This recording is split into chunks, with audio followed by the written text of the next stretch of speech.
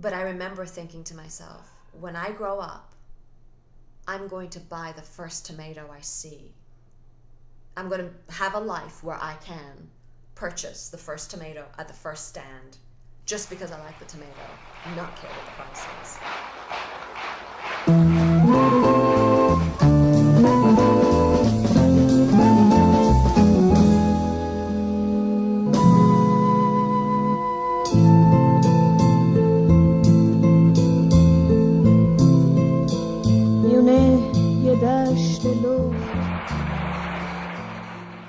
Cool. All right, so let's go back. So let's remind us, where did we start off last time? Okay, so I am around 10 years old now, and the revolution has just happened in Iran. That's right. And I have just taken my very important 5th grade exam and come home happy, living my little kid life, and realize that the world around me has just fallen apart, and we're leaving my home, being told we're going on vacation, but it sure doesn't feel like a vacation. And my father has been hiding for a couple of weeks. That's right. Okay, so let's fast forward ever so slightly and let's see, where do we land after that short journey? So I'm now in the car. The vision of my piano has been imprinted on me, and my childhood's just been left behind. Where do you arrive in the car? Where do I arrive in the car? We go to the airport. Okay. So we go to the airport in Ahvaz, me, my mom, and my sister. Still don't know where Dad is. Get on a plane, and we fly to Tehran. It's the capital of Iran. Capital of Iran, which is where my mom is from, and which is where my mom's family lives. And so she tells me we're going to go visit Grandma and all my cousins and aunts and uncles. And so we get on the plane and fly to Tehran. When we get to Tehran, this is the time where flying was a big deal. You know, you got dressed up. Yeah, that's right. It was a big, big to do. And so when you showed up, I don't know if everybody did it in the US, but in the Middle Eastern cultures, everybody comes to the airport to get you, which is crazy because there's only 1 or 2 cars. And so the entire family piles into the car to come to the airport to get you and your luggage. So there is no room to put everybody in the car with the luggage and everyone who came to see you. So anyway, so the whole family shows up to come greet us. And I didn't get to see my cousins and my grandma and my grandfather very often. So that part of it felt like a vacation. Everybody was excited to see us, and they came and got us from the airport, and we went over to my grandmother's house. And when we showed up at my grandmother's house, my father was there. So keep in mind, I hadn't seen my dad for a couple of weeks. And now I know, at the time that I wasn't told, that he had actually been hiding. And so he had been hiding with my mom's family. So we meet up there. Again, there's a lot of hush talking between the adults. I'm happy to play with my cousins, excited to see them. Starting to feel like, oh, we were going on vacation. This is great, Yeah. So we're playing. I'm not paying much attention to all the whispering that's happening. The next day, we go back to the airport again. Once again, the whole family and all the luggage pile into the car and go back to the airport. And when we show up at the airport, I'm like, okay, where are we going now? And Dad says, we're going to England. We're going to go on vacation. And this was normal. So in the summertime, we did this all the time. We would take a trip for a month or so, and usually we would go to England. So I didn't think anything of it. When we got to the airport, we say goodbye to the family, but now I'm starting to sense the goodbyes are a little more permanent feeling. There's a little more sadness in the hugs and the kisses and all that.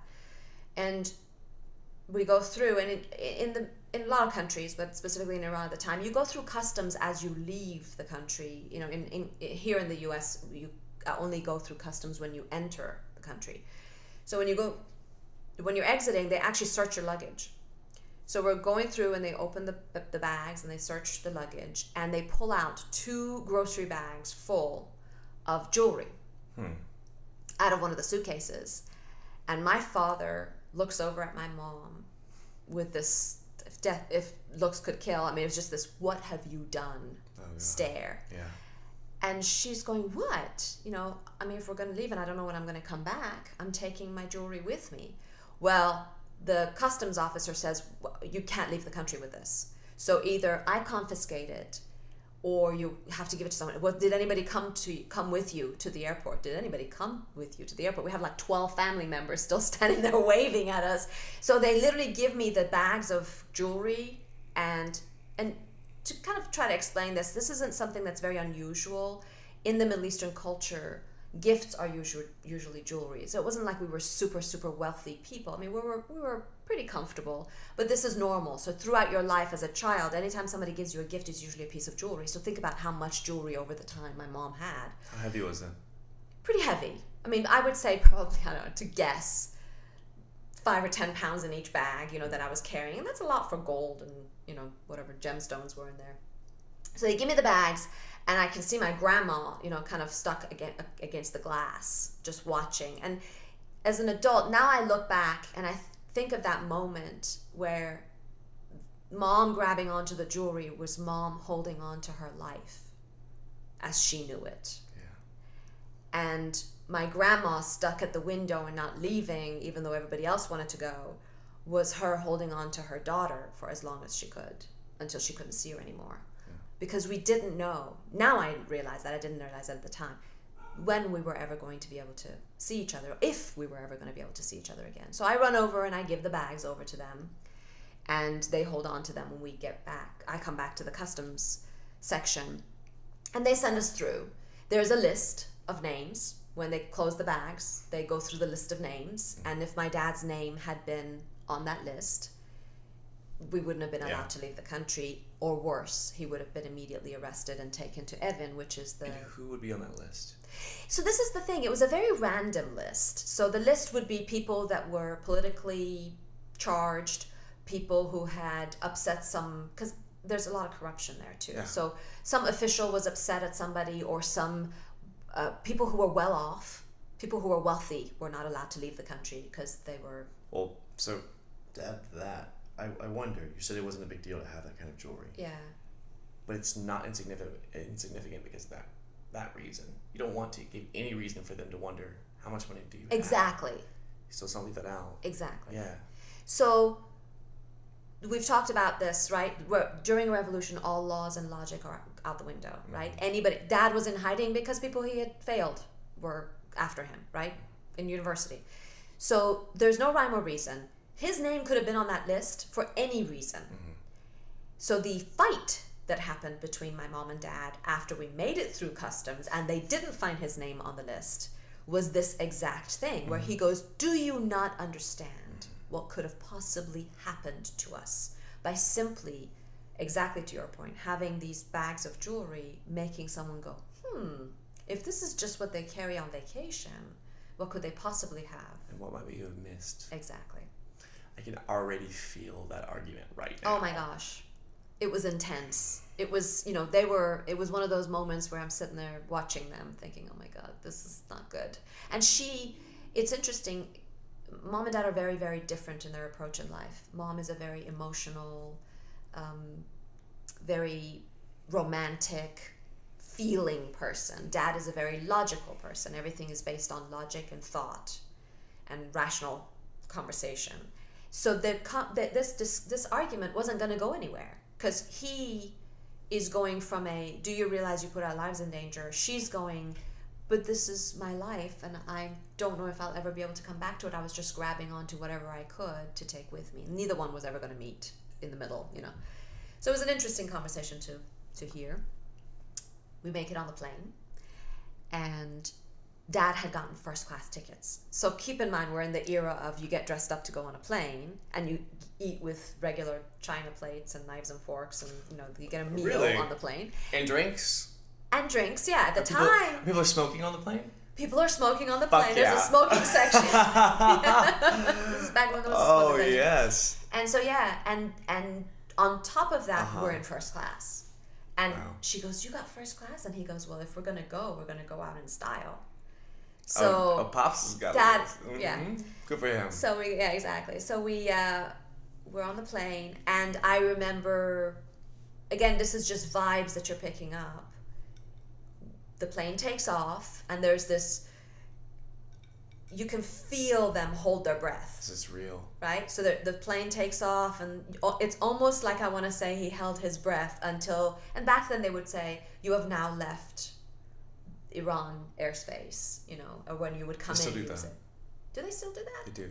No. For particular areas. Yeah, it depends on where you So are. if you go to North Korea, I think they're gonna. I think they're gonna tell you that. Yeah, They do I that see for a what lot you're of saying. countries, though. Yeah, but back then it wasn't a danger thing. It was because you were, and it was Iran Air, so it was basically saying you've left home, right? You've just now exited the so country. now they do it. I think Now it's for legal reasons. Yeah. The laws have changed, and so you can't have alcohol now for some places. Yes, this Now you is true. can. That's a good point. Like if you enter Saudi Arabia airspace, they do stop serving. Yes. So, and I remember when they made the announcement that we have now left Iran airspace, Dad taking and looking at Mom and saying, "We made it." And again, I'm going, this is a very dramatic vacation we're going on. All this arguing, jewelry, jewelry fights, and Dad's like, "Oh my God." You're like, but that jewelry's so pretty though, Dad. The jewelry was pretty. We made it. What do you mean we made it? You know. So we did land in London, and it was the Queen's birthday. I have since learned that the Queen's birthday is on one day, and then the celebration for the Queen is on another day. So I don't know which one it was. I don't know if it was the actual birthday or the celebration. Okay. But we land, and there's the Queen's birthday is happening. So we go to a beautiful hotel that Dad had reserved. He was doing everything in style. So we go to check into the hotel, and it's an afternoon. It's in the afternoon. So we get settled in, and we're across the street from Hyde Park, the big well-known park in London. So Dad says, let's go for a walk in Hyde Park. And this I remember as a child, when we would take vacation, we would always walk in Hyde Park. You feed the ducks, and there's always cafes and restaurants, and you stop, and Mom and Dad would have a cup of coffee or something, and we would run around in the grass. So we go out and we are watching the celebration. So in Hyde Park, there are parades and shows and music celebrating the Queen's birthday. And I remember walking around the park and Mom going, how long, this is nice, and how long are we going to be here? And Dad says, we'll just spend a couple of weeks, have a great vacation, it'll all blow over in Iran, and we'll just go back home, and everything will go back to normal again. That was 1979, and of course, as we know, that did not happen. Do you think he was telling the truth? Do you think he thought he was telling the truth at the moment? I think he probably doubted what he was saying, but it sounded reassuring for us and for himself. Do you think she believed it? I think she wanted to believe him, so she did. Yeah. And so we stayed there a couple of weeks at the hotel, and it became clear that things were not blowing over. What was happening? So the turmoil was picking up. By this time, when we left, Khomeini had arrived. So Shah had left. Khomeini had arrived. So the revolution had actually happened. But of course, he shows up, and now it's just chaos. So they're trying to set laws. People are scrambling. And I do remember every single day there was announcements of government officials or political figures being assassinated. I mean, they were just I shouldn't say executed, more How so? Literally lined up across, and they would actually put their pictures in the papers. Was it a celebration? Oh yeah, they would celebrate there. Yeah, absolutely. It was basically bringing them all this evil power that had reigned over Iran for so long, which it's a matter of opinion. But yeah, big celebrations and showing bodies. And this was a firing range, is what you call it, where they line them up against the wall and there's a line of soldiers. And it was so when they would show they would put the pictures in the paper. It's bodies of dead people that were well-known officials in Iran covered in bullets. Pretty horrific. So that's usually how it goes. So often there's a couple of ways it could happen, at least historically, from what I know. So either A, it'll be that they give a bunch of soldiers a bunch of bullets so that no soldier individually feels it responsible, or they'll do is they'll give a bunch of the soldiers blanks and give one soldier a real one. So no one knows who was responsible. I'm venturing to say it was the bunch of bullets. It sounds like it might have Yeah, been. because they were covered. It sounds like a celebration, like New Year's Eve. Yeah, it was big time. Big time. And so... That's so weird. It just insanity. It was not that long ago. Insanity. That's absolute wild. insanity. Yeah. You were there for that. Well, I was... Part of it was starting when I was there. Yeah. And then it was continuing when we left. So... I'm just saying you experienced it. Oh, yeah. And right now, I can honestly say... I've learned about many things like that, or significantly more horrific, but even imagining that being real sounds alien. Yeah. So how do you think knowing that affected your I don't know, I feel like we have these lines that dictate like our extremes, right? Like our extremes of experience. Yeah. So what dictates super serious, what dictates super easygoing? 24 soldiers with guns and they just like in a jubilation murder a couple of guys. That seems to be your extreme. That doesn't make sense to me. Mm-hmm. Do you think that's affected your experience in life? It has. I think so. Because and I keep going back to your foundation being shaken. So there's certain things you grow up in life and you just know. Whether it's ingrained in you, whether it's taught to you, you just know. And when something like that happens, it's the only thing I can compare it to is being in an earthquake. It's the foundation on which you stand starts shaking and crumbling and beneath your feet. So what you thought was a given, certain things are a given. Your safety should be a given. Your ability to live a normal life should be, and then if you're going to be executed, perhaps a trial, a true trial, not one that Justice. The people just decide you've been a bad person, we're just going to kill you. So all that starts falling apart. So that has definitely impacted not just me, but everyone that lived through that. But certainly growing up as a child, I can tell you every day in my life, I am never really sure of anything. As we're sitting here right now, I'm not sure that tomorrow this is a given. And to this day, you find yourself to be a bit of a control freak. It's just ever so slightly. Because I'm always trying to make sure there's some kind of security, there's some kind of reassurance, and yet I know that no matter how much I try to do that, I'm never going to feel it because that's already been taken away a very long time ago. So it's pretty amazing. Look at that. And then value for life, not being... Dad talks about being, before we left Iran, being in an office of some newly appointed official. He had been summoned there. And he's sitting in the chair waiting for the person to get off the phone. And I don't know, the guy was the new governor of the state or something. This is after the Khomeini had arrived. And so the guy's going, this person's talking on the other side. He goes, well, where is he? Oh, you have him. Okay. And what has he done? Oh, you're not sure. Okay. Well, if you want, go ahead and kill him. And then hangs up the phone. Yeah. And I remember Dad was like, he just sat up straight because he realized that a decision on a person's life was just made that quickly and that easy. Very kind of just a flip of a finger, just if you want, just go ahead and kill him. So that's the insanity. That is a revolution. It's just what life is. Yeah. Yep. So, you were in England. How long were you there? So we lived in England for 4 years, I think. About 4 years. Moved around a couple of times. Within England? Yeah. How old were you when you left? I was 13. Why'd you leave? We ran out of money. So you were living off of savings? Yeah. So Dad could not practice medicine. You can't practice medicine. It's actually the same in the U.S. Many countries are that way. You cannot practice medicine if you did not get your degree from that country. So he had gotten his degree in Iran, and therefore he could, even though he had many friends and acquaintances and associates that he had worked with for many, many years from England, they would come to Iran and they would teach in the university. Nobody could give him a job. He could not practice. And actually for many years when we were in England, they would have him come in and consult, but they couldn't pay him. That's fucking crazy. So why do you think that is? I actually think it's Some of it is silliness. Some of it is it makes sense. Each country believes that they have their own standards and when it's medicine, you're talking about people's lives, right? So and people's money.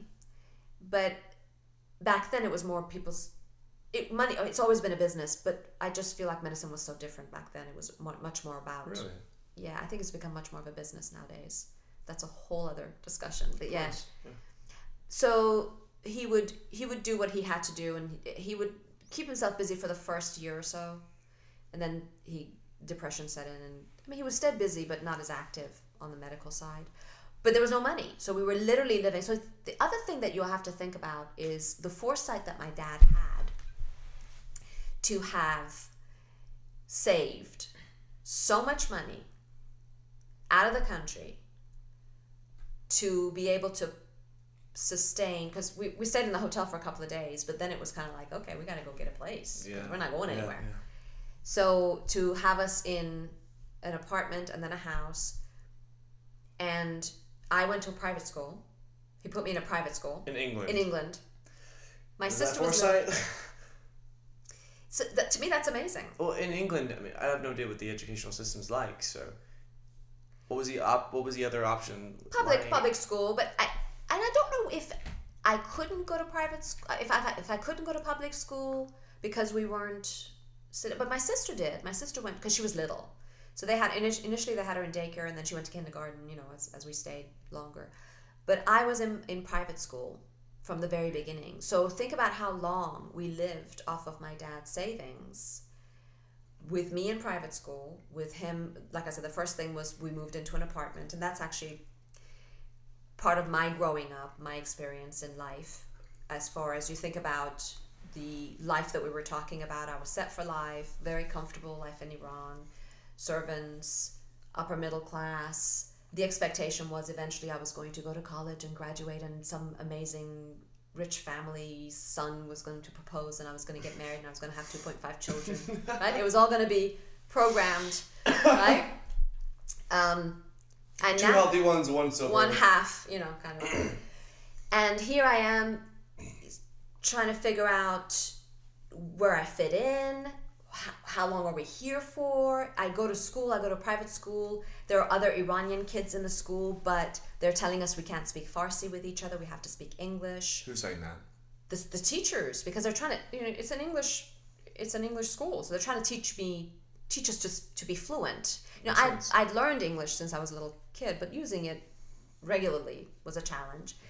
So I go from being, I still was an awkward kid, but just a kid that was growing up, fitting in with my friends. Now all of a sudden I'm in a new country, new culture, the school, the environment we're in, learning the language. We're living, the apartment he gets us is actually over the garage of Mr. and Mrs. Weissman. They owned a house, lovely Jewish family with their 2 daughters and son, and we lived over the garage in a cold apartment. It was like a 3-bedroom apartment. And they were very sweet. And because I played the piano, their daughter played the piano, they would allow me to take piano lessons at their house. So I would come downstairs and I would take my lessons downstairs. And they would let me come down and practice. And their only son was, he was a teenager at the time. He was probably 16, 17 years old. He was autistic. Now I can look back and realize what he was. I don't even know at the time if they even knew that. What did they think of that at the time? I don't know, because they didn't have a label for it. I mean, they didn't tell us, well, he's autistic, but he was what we know now as autistic behavior, where he couldn't socialize, and he couldn't communicate easily, and he was very you had to be careful not to touch him, and it was interesting. And so my sister and I both became friends with the kids the 2 girls, the daughters downstairs, and I started going to school, practiced my piano.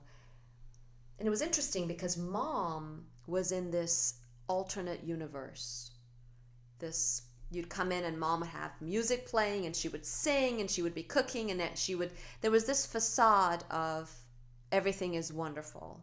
Dad was on the corner of a couch, smoking, literally chain smoking, For a thoracic surgeon, that's really good. So he's sitting there smoking away and just really stressed out, listening to AM radio, which was the news constantly on what's happening in Iran. By this time, the Iran-Iraq war has started, so thousands of people are dying every day. And I remember at one point, one of these days where I was running in and out of the place, I should step back and just say this facade that mom had didn't match up with the depressed dad that was sitting on the couch, kind of concerned about what our future was going to hold. But what would also happen is dad was very conservative in our spending. So we went from a comfortable life, all of a sudden there was a market that we would walk to buy vegetables.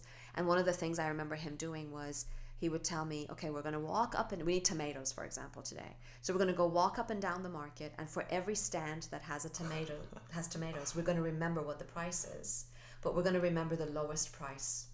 Which stand has the lowest price? Yeah. And then if you get to the next one, and literally buy it the penny. Like if one was 61 pence and the other one was 60 pence, my job was to remember which one was the one that was 60 pence. And then we would walk back through the market. Think about this. Not just tomatoes, but for every vegetable that we needed that day, I had to remember which stand had the cheapest one. Why did he choose you to remember that? I guess it was in a way, it was a life lesson. A game. Exercise. It wasn't ever portrayed as a game. To me, it was always intense. It was an assignment more than a game. I don't think it was so... Maybe he meant for it to be fun, but to me... Well, no, I mean, games aren't necessarily not serious. Fun, yeah, I guess. I didn't mean it that way. Yeah. But it was... He didn't give it... It was not serious enough for him. Were there times where you got it wrong and he would correct you? Oh, no, yeah. And it was fine if he corrected. So it was an exercise where he was doing it as well. Got you. That's why I wanted to know. It was an exercise. There we go. But I remember it taught me about being frugal and saving. But I remember thinking to myself, when I grow up, I'm going to buy the first tomato I see. I'm going to have a life where I can purchase the first tomato at the first stand just because I like the tomato, not care what the price is. So it was almost I get the lesson that he was teaching us, and it was a necessity at the time because we were living off of this finite amount of money. There wasn't any more money coming in. So I get what he was doing, but the effect it had on me was, by God, I am not going to, when I grow up, I'm going to make sure I don't have to do that. Or there were times when we needed clothes and mom would take us to the thrift stores and we would buy, secondhand clothing. Now, nowadays, that's a cool thing to do. Back then, it was a necessity for us. And I remember when I was doing it, saying, when I grow up, I will never buy secondhand clothing. Yeah. Because of the experience that it was. So your dad's not doctoring. What was he doing for money? I know he was not sitting to say how. Not making any money. What was he doing? Well, they were socializing. They were finding other Iranians, and there would be parties, and they'd go out a lot, and not go out like to restaurants, but go out to each other's houses and stuff. And I think we may have even talked about the Iranian culture is a very musical, celebratory, so that even in the times of sadness and uncertainty, there's always music and dancing and drinking, a lot of drinking, just having a good old time. And that's how they pass the time. Exactly. So that's what they would do. Cheers indeed. Yes. An Iranian cheers. So yeah, to the Iranian culture and all the celebrations. It's interesting now. In our culture, and this is not 100% across the board, but usually, if the man, no matter how well off they are, isn't doing something to bring in income, I mean, there's a giant effect on the marriage, on the family's dynamic, on the man's dynamic with his relationship with himself. Is it different in even a small way in Iran? No, because he was still the pillar of strength in our family, so it never changed. He was still the leader in the family. Gotcha. So that never was an adjustment. But Dad lost himself when he lost the career path that had been set, right? So it's almost the same. Yeah, yes, exactly. But I don't think it was like mom was not going, well, why aren't you going and making, she just looked to him and there was not a strain of uncertainty in her mind that whatever decision he made was the best decision for us. And so we completely relied on him. And if he had decided to sit on that couch for the rest of his life, then we were all going to go, okay, that's the best thing for us. And that's what we did. But it didn't end up that way, obviously. But it was a very, very difficult time, the first couple of years of being in England, because he was kind of just stuck in this. And I think he was still waiting to go back. I think he was still thinking, this isn't going to last. So what was the thing that happened that told him that was not going to happen? I don't know. But it's interesting because there was a pivotal moment that must have told him that when one of these days I was running through the house, and he grabs me and says, come sit with me. And I would run up and then run back down. Where he was in the living room, he could see me downstairs in the back garden with the kids downstairs with the landlords. In the garden. In the garden, yes. And he goes, come sit with me. And he goes, are you friends? Are you having a good time being friends with them? And I said, yeah, they're good. They're, I'm making friends. He says, how are you doing in school? I'm doing okay. I'm starting to, one of the things that you find when you are learning a new language is you go to class and the teacher's talking, but you're only, even though that's the second language that you've learned through your life, you're only picking up every fifth word.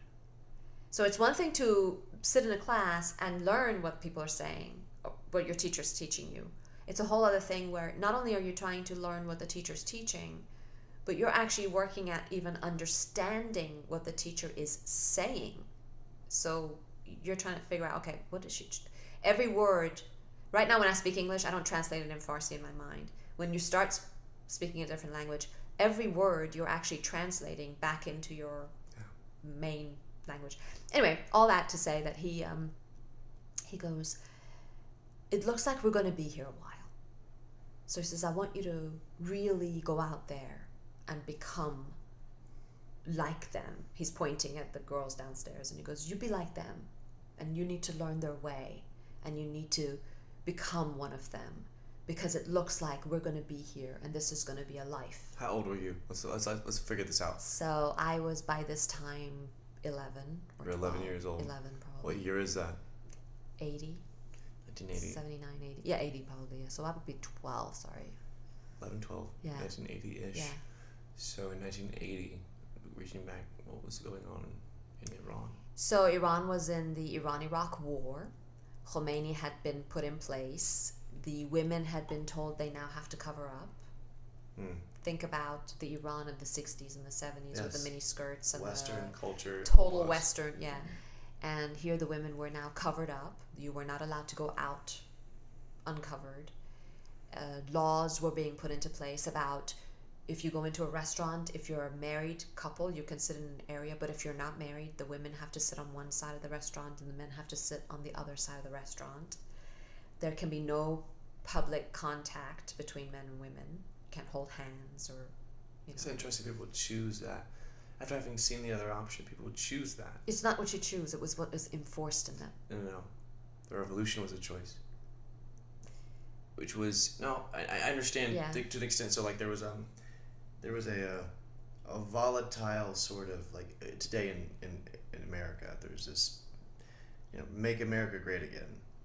And there's this like sort of like liberal sort of go-to response to that, which is, well, when was America great? In the America they're talking about is the 50s. There's a lot of shit in the 50s that's not something we're proud of. We went back to the 50s today, all of a sudden, it would be something comparable. I mean, it's not the same, obviously. It's something comparable to, like, going back to when women have to sit on the other side of the restaurant so you don't touch them with your penis by accident. I mean, it's so extreme to us now in the paradigm of our thought, but I wouldn't choose it, But if I got worked up enough, and obviously there's proof of that being possible because we're seeing other people, young people do it today, or they're being caught up in the mantra or the dogma or just the phrase even. Make America great again. Make Islam great again. So it's just wild. Yes. It's wild that they can be a thing.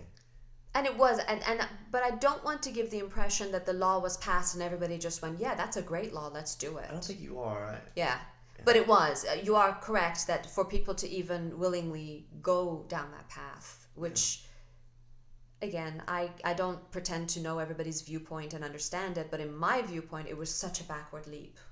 I mean, obviously, right? Yeah. But there were, so with this came the Revolutionary Guard, which were people in the, so you think Revolutionary Guard, protecting the country, protecting the citizens. That's the impression I would get. Well, the job of these guys were... I hear SS. Craziness, right? Yes, exactly. But they're driving around and literally jumping out of their car and going up to a woman whose lips has red lipstick on and giving her a cotton ball that has actually been dipped in acid instead of water and telling her to clean her lips because she has red lipstick on. No. And that's the punishment. What happens when you do that? Well, it burns your lips off. It deforms your face. Permanently? Mm-hmm. Worse yet, if you talked back and acted up and said, what you were thinking, then you would be taken to Evin, and Evin is the well-known prison in the mountains. It was called Evin? Evin, yeah, E-V-I-N. Oh, I guess the translation would be E-V-I-N, yeah.